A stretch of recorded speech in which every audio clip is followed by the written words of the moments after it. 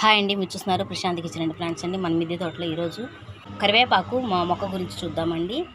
అసలు మన ఇంట్లో ప్రతిరోజు కూడా మన వంటల్లో వాడే ఆకుకూర కదండి. మరి మనం బయట మార్కెట్ నుంచి తెచ్చుకున్నా కానీ అది ఫ్రిడ్జ్లో పెడితే మరి 2-3 రోజులు బాగానే ఉంటుంది, తర్వాత టేస్ట్ మారిపోతుందండి. అంత టేస్ట్ అనిపించదు మనకి. కానీ మన ఇంట్లో మరి ఎక్కడైనా తెచ్చినా వేసుకోవచ్చు, లేదంటే కొనుక్కొచ్చేసినా కానీ సరిపోతుంది. చిన్న మొక్క ఇలాగా చిన్న కుండీలో వేసామంటే అసలు నిజంగా ఎంత బాగా వస్తుందంటే, ఇదైతే 2 సంవత్సరాల మొక్క అండి. చాలా బాగా వస్తుందండి, అంత బాగా వస్తుందన్నమాట. చక్కగా పెరుగుతుంది. మనం ఏం చేయాలంటే ఈ పైన ఉందండి ఈ లేత చిగుర్లు మనం కట్ చేసేసామంటే ప్రతిరోజు కూడా ఫ్రెష్ ఆకు వస్తూనే ఉంటుందన్నమాట. ఎంత కట్ చేసినా కానీ రసం అని, సాంబార్ అని, పులిహోర అని, ఎన్నిట్లోకి కారపొడి కానీ ఎన్ని చేసినా కానీ ఇంకా వస్తూనే ఉంటుందండి. అసలు చూసారు ఎంత చిన్న చెట్టు ఇది అయినా కానీ చక్కగా గుబురుగా వచ్చేసింది అనమాట. ఈ టబ్బులో అయితే నేను అరటికాయ మొక్క వేసాను, అదే రీతిగా సపోటా కూడా వచ్చిందండి. అవి 3 మొక్కలు అరటి మొక్కలు ఉన్నాయి, సపోటా మొక్క ఉంది, దాంతోపాటు ఇది కూడా ఉన్నాయండి.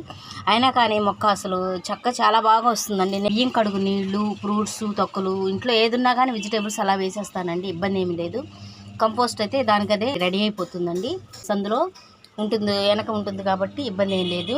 ఈ స్టైల్లో ప్రతి ఒక్కరు కూడా కరివేపాకు మొక్కనండి మనకి ప్రతిరోజు అవసరమే కాబట్టి ప్రతి ఒక్కరు కూడా మరి నీళ్ళల్లో పెంచడానికి చిన్న టబ్బు ఉన్నా కొంచెం ఎండ మాత్రం బాగా కావాలండి. దీనికి ఎండ ఉన్న ప్రాంతంలో మీ బాల్కనీలో ఎక్కడున్నా కానీ చిన్న మొక్క వేసినా చాలండి ఎండ వచ్చే దగ్గర.